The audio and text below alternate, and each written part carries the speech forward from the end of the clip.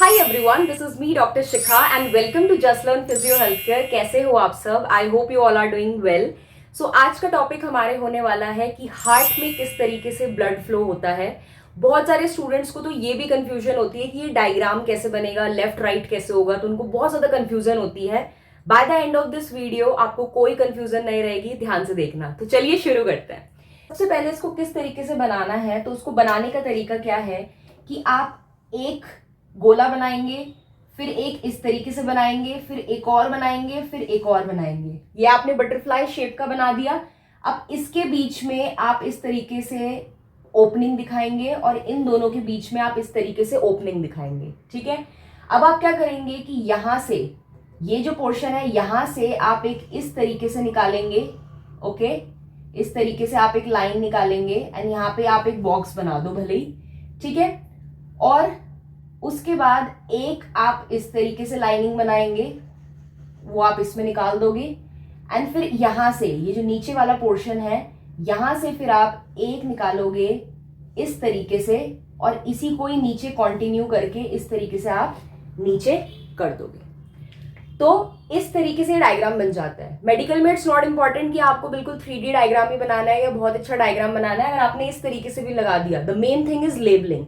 तो चलिए अब हम लेबलिंग को देखते हैं। सो लेबलिंग की अगर मैं बात करूं तो देखो, बहुत से लोगों को कंफ्यूजन रहता है कि राइट एंड लेफ्ट क्या होगा क्या नहीं होगा। कुछ नहीं, ज्यादा दिमाग नहीं लगाना, सिर्फ एक चीज सोचनी है कि जब भी आप इस तरीके से पेपर पे एग्जाम में डायग्राम बनाओ तो आपको अपने राइट का लेफ्ट लिखना है और लेफ्ट का राइट लिखना है, यानी कि आपको अपोजिट लिखना है। यानी कि जैसे मैं ब्लैक बोर्ड या कॉपी में अगर ये डायग्राम बना रही हूं तो ये मेरा राइट हैंड है, तो यानी कि ये लेफ्ट साइड है उल्टा, और ये मेरी हो गई राइट साइड। तो अब जो नेमिंग होगी हम इसी तरीके से करेंगे। ये हमने इसको बांट लिया, इधर की साइड सारा लेफ्ट होगा, इधर की साइड सारा हमारा राइट होगा। आई होप इतना समझ में आ गया होगा। ठीक है, क्योंकि हम इस तरीके से दिखा रहे हैं कि हमारा हार्ट जो है वो ऐसे है। ठीक है, सो यही है रीजन। अब हम बात करते हैं नेमिंग की। तो आपको पता है कि ऊपर के जो दो स्ट्रक्चर्स होते हैं वो उनको हम बोलते हैं एट्रियम, और नीचे के दो जो स्ट्रक्चर्स होते हैं उनको हम बोलते हैं वेंट्रिकल। तो एक हो गया हमारा एट्रियम, एक हो गया हमारा वेंट्रिकल। ठीक है। फिर इसमें दो वर्ड और यूज होते हैं, एक होता है पल्मोनरी आर्टरी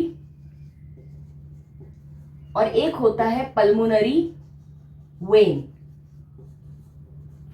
ठीक है, तो पहली चीज याद रखने की तो मैंने ये बता दी कि जब भी आप कॉपी पे बनाओगे तो अपने राइट को लेफ्ट लिखोगे और लेफ्ट को राइट लिखोगे, यानी कि अपोजिट लिखोगे। दूसरी चीज जो ध्यान में रखनी है वो ये है कि पल्मोनरी आर्टरी और वेन, हमें पता है कि पूरी बॉडी में जो आर्टरी होती है उसका काम ये होता है कि वो ऑक्सीजनेटेड, यानी कि आम भाषा में समझे तो अच्छा ब्लड वो कैरी करती है पूरी बॉडी में। और जो वेन होती है वो डीऑक्सीजनेटेड ब्लड, यानी कि गंदा ब्लड कैरी करती है।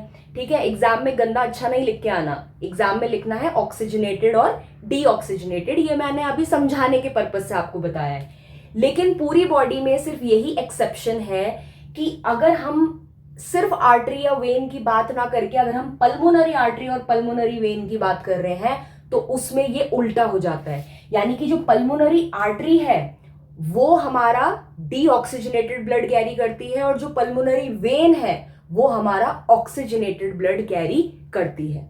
तीसरी बात जो याद रखनी है हार्ट के केस में वो ये है कि जो डीऑक्सीजनेटेड यानी कि जो गंदा ब्लड है वो लंग्स में जाता है ऑक्सीजनेट होने के लिए। यानी कि लंग को एक तरीके से फैक्ट्री मान लो कि उसमें जो है वो गंदा जो खून है, वो गंदा खून जो है वो ऑक्सीजनेट होकर के वापस हार्ट में आ रहा है। ठीक है, तो इसीलिए ये चीज आपको ध्यान रखनी है कि पल्मोनरी आर्टरी जो है वो डीऑक्सीजनेटेड ब्लड कैरी करेगी और जो पल्मोनरी वेन है वो ऑक्सीजनेटेड ब्लड कैरी करेगी। अब हम डायग्राम की तरफ चलते हैं। ठीक है, तो डायग्राम में क्या है कि आपको कैसे याद रखना है। अब देखो, ये आपकी राइट साइड होगी, ये आपकी लेफ्ट साइड होगी।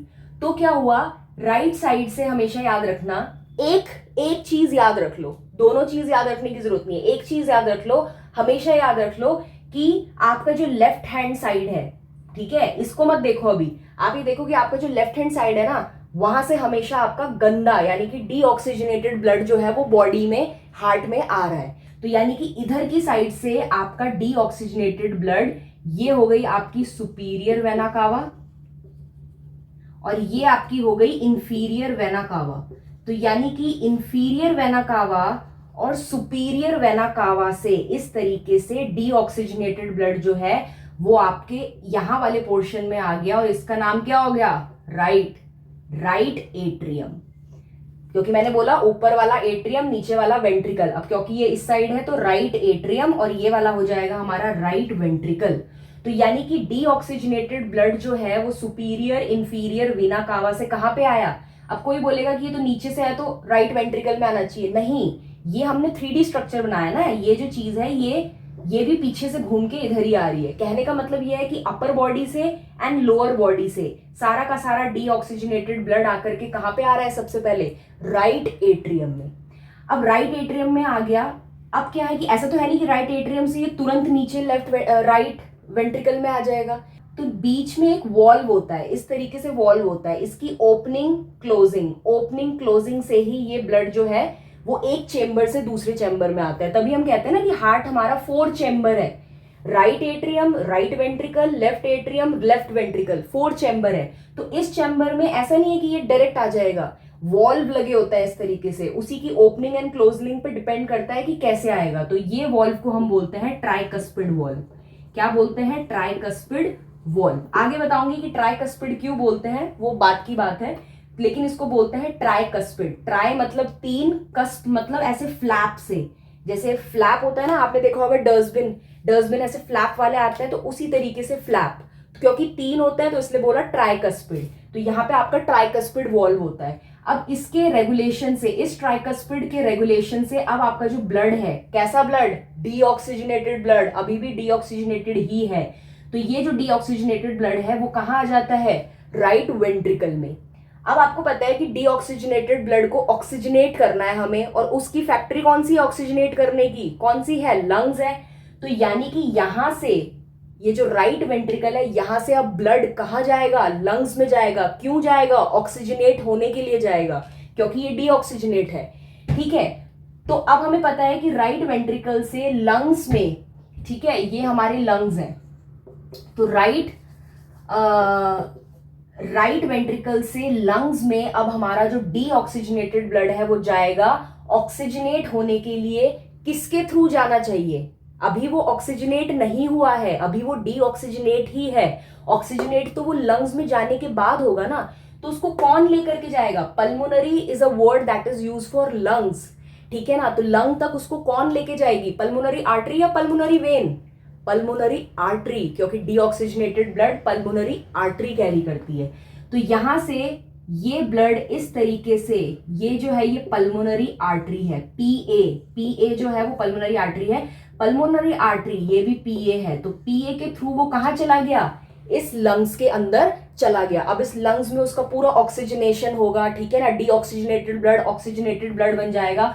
और उसके बाद लंग्स से फिर पल्मोनरी वेन जो है वो इसको इधर लेकर के आ जाएगी, कहां पे? लेफ्ट एट्रियम में। तो यानी कि लंग्स के थ्रू अब वो ऑक्सीजनेटेड ब्लड कौन लेकर के आ रहा है? पल्मोनरी वेन, ठीक है। अब पल्मोनरी वेन ने उसको दोबारा से ला करके हार्ट में छोड़ दिया, किस पोर्शन में? लेफ्ट एट्रियम में। अब लेफ्ट एट्रियम से जो ब्लड है वो कहां पे आएगा? लेफ्ट वेंट्रिकल में। लेफ्ट वेंट्रिकल में आ गया ब्लड, लेकिन किसके थ्रू आएगा? ऐसे थोड़ी ना एकदम ही आ जाएगा, किसके थ्रू आएगा? Bicuspid valve.